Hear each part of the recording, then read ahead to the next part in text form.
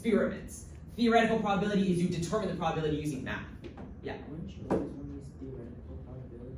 Because couldn't empirical probability like change based on the person who's conducting the experiment? That is a very good question. And I guess you do have a valid point, but the reason why we sometimes might use empirical probability is that there are examples of probability questions that are much more complicated than flipping a coin. And it may be very difficult to determine what the exact theoretical probability is. So sometimes if you're a researcher or you're a scientist, you might want to simulate the process and do an experiment instead, because calculating it using math might be too difficult.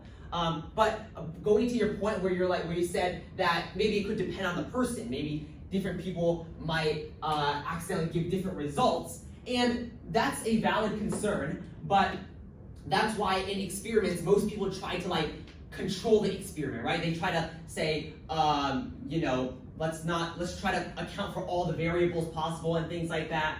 And another thing, there actually is, we might talk about this more later in research statistics. I think we'll talk about this. It's something called the law of, called the law of large numbers.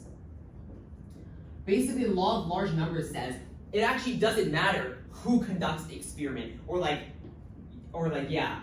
Basically, the law of large numbers says that if you conduct this experiment in the long run over and over again, on average, maybe it's going to fluctuate a little at the beginning, right? Maybe let's say when you flip the coin, right? Coin flips.